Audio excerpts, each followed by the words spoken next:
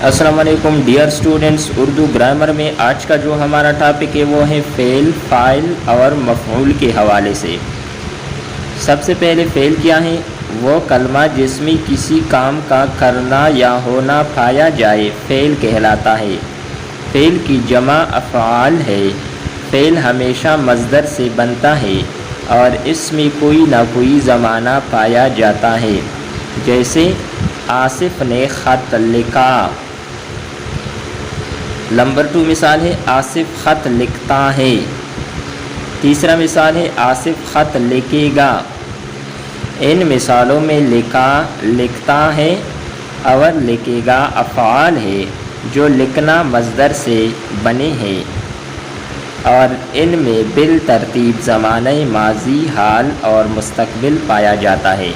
یعنی پہلے فقرے میں یہ ماضی ہے، یہ حال ہے اور یہ مستقبل ہے۔ زمانہ ضرور ہوگا فعل میں اور یہ ہمیشہ مصدر سے بنتا ہے، یعنی مصدر کے آخر میں ہمیشہ نون الف نہ ہوتا ہے، یہ یاد رکھیں۔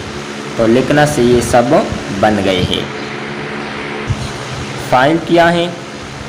فعل یعنی کام کرنے والے شخص کو فاعل کہتے ہیں۔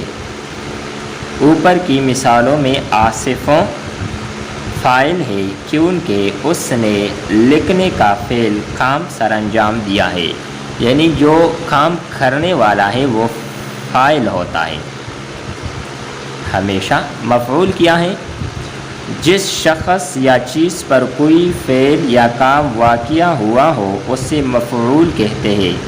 اوپر کی مثالوں میں خط مفعول ہے کیونکہ اس پر لکھنے کا فعل واقع ہوا ہے۔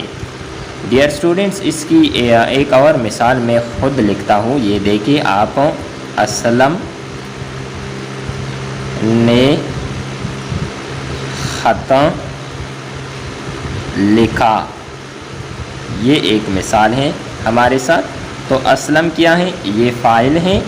خط کیا ہے؟ یہ مفعول ہے اور لکھا کیا ہے؟ یہ فعل ہے۔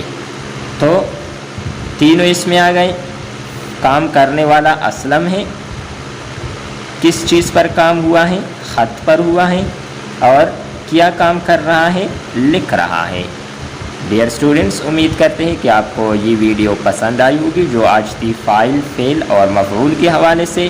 نیکسٹ ویڈیو کے ساتھ دوبارہ ملتے ہیں۔ اللہ حافظ۔